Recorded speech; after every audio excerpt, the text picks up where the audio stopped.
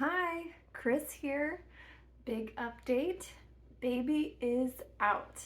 He arrived October 22nd of 2022 and we didn't even make it to induction. Induction was on Monday. He arrived Saturday in his own timing. So that was very exciting.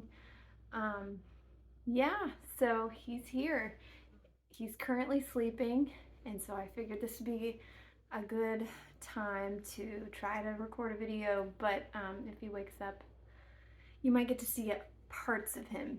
We don't, sadly, on social media and things like that, we personally don't share our children's faces, so I won't be able to share that, but maybe I can share the back of his head or his body, just proof that he's here. He's right next to me, but he's sleeping. So, which is, he's my fourth baby, and he definitely came out with his nights and days mixed up. There's not a lot of sleeping happening at this house at night. And then as a fourth baby, that means that I guess he can sleep all day, but mom can't. Not really. Uh, so yeah, but we're making it. I'm just so thankful he made it. He's here. I still am amazed when I look at this boy um, that he made it. So yeah, a little bit of the birth story. I with my last, I guess including him, 3, I have had prodromal labor issues. My first was easy, no real contractions until I was really in labor on his due date. And so my first real contraction, I was like, okay, it's real. And it was. And it progressed slowly, but we, within 25 hours of my first contraction, we did have a baby who came out. With these last 3, it's not been that clear or easy to tell that I'm in labor, because I have what feel like very real contractions. And from what I've read, they are real contractions. They just don't progress. A lot of times they are doing things, like I am slowly dilating and different things like that when I'm having these several hour long labor episodes, but they just stop. And yeah, so it's very frustrating. And usually it always happens in the middle of the night. So with my second one, I had them for 2 weeks, and every night or most nights, be woken up in the middle of the night. They'd be getting more painful. They'd start out 5 minutes apart, and it felt like real contractions. And I would not be able to sleep through them. And yeah, but then they would eventually stop after a couple hours. So, and then my third baby, it was a month of that before she was born on her due date. So when I started getting contractions with this one, I don't believe that I'm in labor until I cannot deny that, okay, we have got to go to the hospital because I am in so much pain, I need an epidural. So, yeah, this one, it was about 2 weeks again. I figured he was going to stay until induction. You get to that point where you're like, none of this is ever going to be real. He's never coming out. And obviously this pregnancy, I was also like, he's never going to happen. But God healed us, and he's here, and he did happen. So anyway, yeah, so finally on Saturday, the 22nd of October, they were going on all day. They had started the night before, went all night, all day. They were farther apart though, but they were painful and slowly getting more painful. I ended up deciding to go for a walk. It's never helped me in the past to progress labor going for a walk, but this time, I don't know, I think it did. I went for about an hour-long walk, did the curb, stepping, all those things. And contractions got intense. I got home, and then they slowed down again to like 10 minutes apart. So I was like, oh, didn't work. What did I expect? They never do. It never works.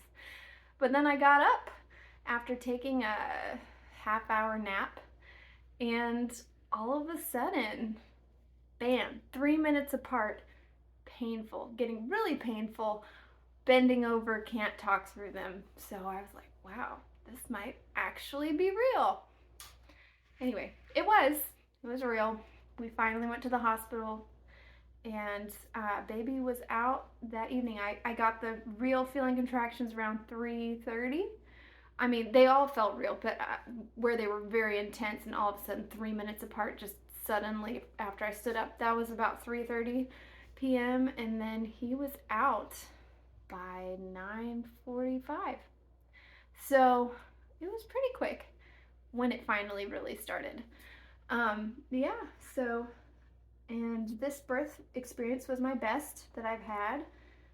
He actually was turned properly, which is good. Most of my babies, I think part of the reason I've had prodromal labor in the past is because all my babies generally tried to stay in the OP position, which means they're facing sunny side up instead of their faces facing your back. They're facing forward, like towards your belly button or whatever. So, and that doesn't make it easy for them to descend or put pressure on your cervix. So, thankfully, he seemed to be all aligned, and that it was my fastest labor once we knew it was real, and it was the smoothest. And this labor was great. All of mine have been epidurals. I know some people don't like them. For me, it's been wonderful. My favorite birth before this was my daughter. I had gotten an epidural with her, and I had talked about being concerned about tearing because I've always torn pretty bad with my kids. By the way, TMI warning, I guess, for anyone watching this, but I'm that kind of person. So, open book. But I've always torn with my kids because they have big heads. Let's be honest. I think they get it from their dad. But, yeah, so I had made that clear to my doctors that I was concerned about tearing. And so with my daughter, they had let me sit at 10 centimeters. Epidurals are amazing. So like I get to 10 centimeters after they break my water within 30 minutes. And usually they tell me to push right away. As soon as you're 10 centimeters, they're like, okay, time to push. But with my daughter, they told me, well, if you don't want to tear it, let's just let you labor down. That's what they call it. So I was sitting at 10 centimeters for like an hour with my daughter. I just sat there and did my best not to push. I just let my body slowly carry her out. And so an hour later, after being at 10 centimeters, this is the beauty of an epidural. Because if you don't have an epidural, I'm sure you have like no choice. You kind of almost have to push at that point. Because even with an epidural, I can feel that pressure, and I felt like I should push, but I just breathed through it and ignored it. No pain, just pressure and feeling like your body wants to push, but I told it no. And so they come in an hour later with my daughter, and she goes to check me, and she's like, oh, shut your legs, her head's coming out. It's like, okay, yeah, and she just slipped out. And it was the same with this one. And yeah, my daughter, I had very superficial tear. With him, the doctor didn't even feel like she needed to do stitches, really, because she was like, it's an internal tear. Honestly, it's barely even there. I don't even really want to put stitches in because I don't think you need them, but then she decided to put one stitch just because she thought it would heal faster. Literally didn't push until the very end. 5 minutes, he was out, and almost no tearing. And I wasn't even swollen down there. So my recovery with this baby has been so easy compared to my other ones. Just because I wasn't pushing for a long time. My first one, I pushed for 2 hours before he finally came out. And my second one was a vacuum extraction, actually, because he had the cord around his neck. So like, in both cases, bad tears, lots of swelling, bruising, all that stuff. And the last two, well, Yeah, my daughter, I had a tailbone injury that just happens sometimes because their heads. This one I didn't get a tailbone injury, but otherwise, like, easiest labor. So I am always 100%. If you want to get an epidural, do it, because there are certain things with epidurals that you can do to prevent tearing that are totally worth it. Because, like I said, you can just hang out at 10 centimeters, watch TV, take a nap at 10 centimeters, and then your baby can just be pushed out by your body naturally. And you don't have to push. It's so great, and minimal tearing because everything's stretched very gradually. So I highly recommend it. If you're planning to get an epidural, totally ask if you can labor down at 10 centimeters for like at least a half hour. With my son, it was only a half hour before the doctor realized. The nurse she said, okay, well, I know you want to do this, so I'm going to wait to tell the doctor, because once the doctor knows, the doctor just wants to get this over with. At least in this case, with my son. So the nurse held off telling the doctor that I was 10 centimeters, but a half hour later she finds out and she's like, okay, time to push.